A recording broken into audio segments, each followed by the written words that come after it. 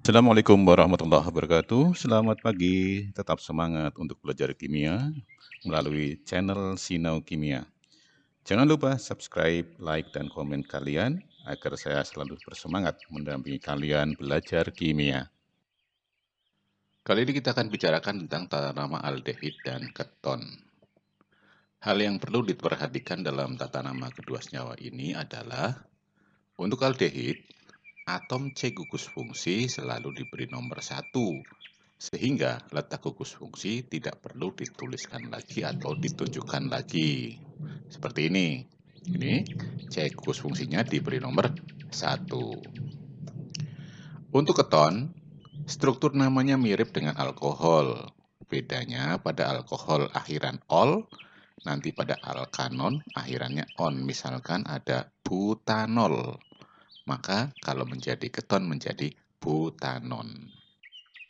Tata nama aldehid. Nama IUPAC atau nama sistematik memiliki struktur nama seperti ini. Nomor alkil alkanal. Akhirannya al ya. Nomor di sini menunjukkan letak gugus alkilnya, sedangkan alkanal menunjukkan jumlah C atau rantai C-nya. Perhatikan contoh ini. Ini adalah aldehid yang paling sederhana. C-nya hanya 1. Dari kata alkanal, maka karena C-nya 1, maka ini namanya adalah metanal. Dengan ini, nah berarti C-nya ada 2. Maka alkanal C-nya 2 jadi etanal.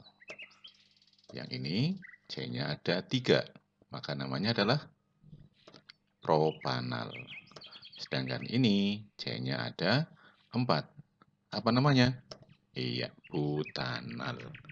Ini yang tidak ada cabangnya, rantai lurus ya. Nah, berikut ini contoh rantai bercabang. Strukturnya sama. Kita lihat contoh ini. Mana gugus fungsinya? Inilah gugus fungsinya.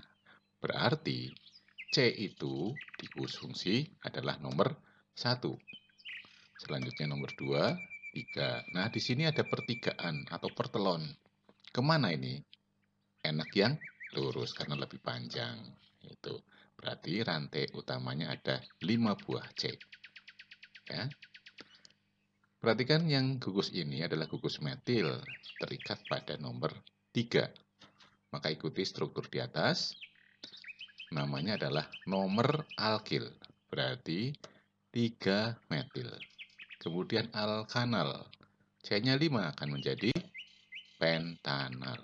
3 metil pentanal. Berikut ini. Mana gugus fungsinya? Itu. Nah, gugus fungsi aldehid itu selalu di pinggir ya. Mungkin pinggir kanan, pinggir kiri, atas, bawah itu. Selalu di pinggir, tidak mungkin di tengah. Ya. Maka C ini adalah nomor 1. Nomor 2, 3, 4, 5, 6. Nah, ini sampai di sini ada pertigaan. Harus berpikir mana yang lebih panjang, lurus atau ke bawah.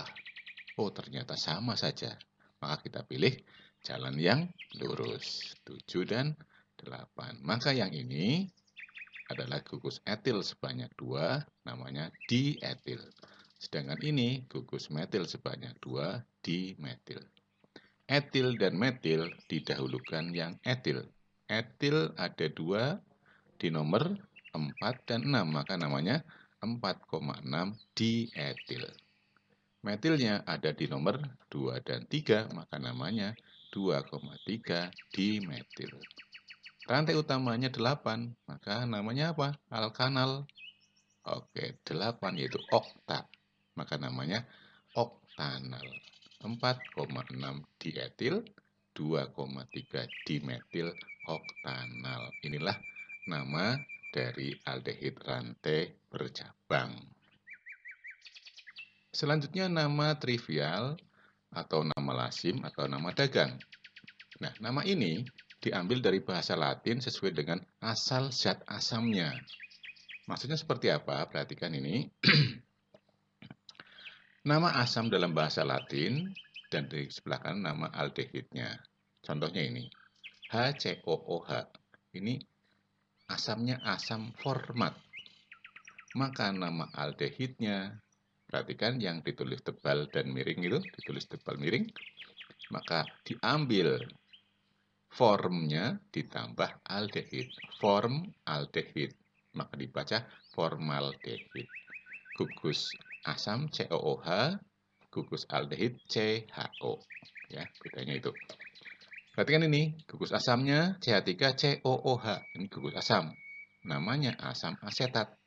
Tetapi kalau gugus asam ini berubah menjadi aldehid seperti ini, CHO, jadi CH3CHO, maka namanya menjadi aset ditambah aldehid, menjadi asetaldehid.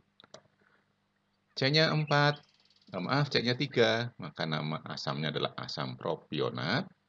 Maka kalau aldehid dengan C3, namanya propionaldehid. Begitu pula yang C-nya ada 4, asam butirat. Maka kalau menjadi aldehid, butiraldehid. Gitu. Ini hanya dihafalkan saja ya. Jadi untuk nama-nama lazim ini hanya untuk jumlah C yang rantai C yang pendek saja. Yang panjang ya lebih baik menggunakan nama trivial, nama iupaknya. Untuk tata nama keton atau alkanon, maka aturan iupaknya memiliki struktur yang seperti ini. Nomor alkil, nomor alkanon. Nomor yang pertama atau yang paling depan menunjukkan letak gugus alkilnya, sedangkan nomor yang di belakang menunjukkan letak gugus fungsi keton itu sendiri. Sedangkan alkanon ini dilihat dari jumlah rantai C-nya ada berapa. Perhatikan gugus fungsi keton, maka ada dua tangan C yang kosong, yang harus kalian ingat bahwa kedua tangan C ini harus mengikat alkil. Ingat-ingat, harus mengikat alkil. Kiri mengikat alkil, kanan pun alkil. Bagaimana kalau salah satu mengikat H? Kalau mengikat H, maka bukan lagi keton, tetapi akan menjadi aldehid. Ingat-ingat, keduanya harus alkil. Ya. Oke, lihat contohnya. C ini di kiri mengikat CH3 metil, di kanan mengikat CH3 juga metil. Untuk nama iupak, maka cukup dilihat dari jumlah C-nya. C-nya ada 3, maka cukup diberi nama paling belakangnya itu, lihat struktur namanya, alkanon. Alkanon dengan C3, 3 itulah propa, maka propanon.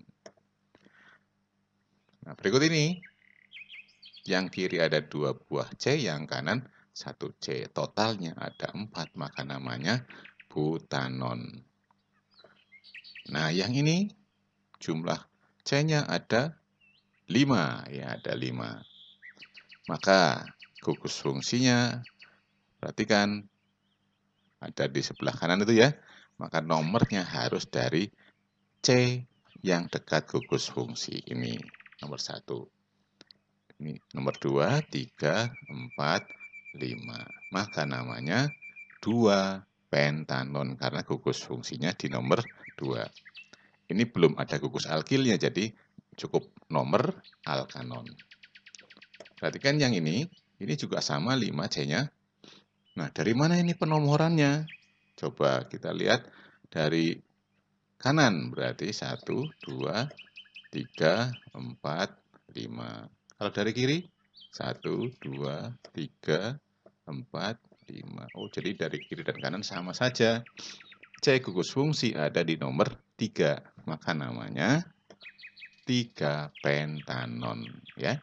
Ini yang tidak bercabang. Selanjutnya yang bercabang seperti ini.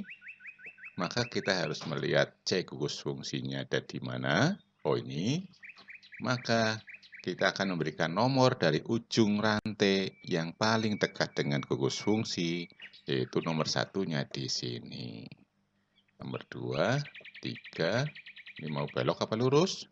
Lurus saja, sama saja ya. Pilih yang lurus. Maka ini gugus metil di nomor 3. Ikuti struktur di atas. Nomor alkil, nah, metil di nomor 3, maka 3 metil. Nomor alkanon.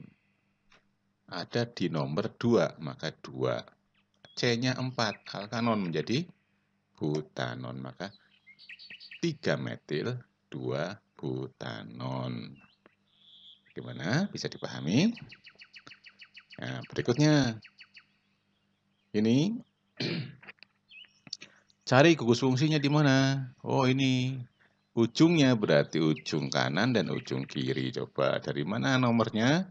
Tentu saja dari ujung kanan yang paling dekat dengan gugus fungsi. 1, 2, 3. Ini perapatan ini. Perapatan, perempatan mau lurus ke atas atau ke bawah. Kalau ke atas 2C, lurus 2C lagi, tapi ke bawah 1C. Maka ke atas dan ke kiri itu atau lurus sama saja. Kita pilih jalan yang lurus. Itu. Maka ini namanya metil, yang ini namanya etil. Mana yang didahulukan sesuai dengan nomor itu? Maka etil didahulukan. Di nomor berapa etil itu? Di C nomor 3, maka namanya 3 etil. Metilnya di C nomor berapa? 3 juga, 3 metil. Rantainya ada 5 namanya. Oh, gugus fungsinya di nomor 2. Maka namanya 2 pentanon. Oke, bisa dimengerti? Kita lanjutkan. Tata nama dari keton, nama lazim atau nama trivialnya. Perhatikan, ini alkil-alkil. Nah, gugus fungsi itu dibaca keton. Jadi namanya alkil-alkil keton. Itu. Perhatikan ini. Ini CH3, di kanan CH3. Maka namanya adalah alkil-alkil keton. Metil-metil keton. Bisa lebih singkat, dimetil keton. Lebih singkat lagi, metil keton.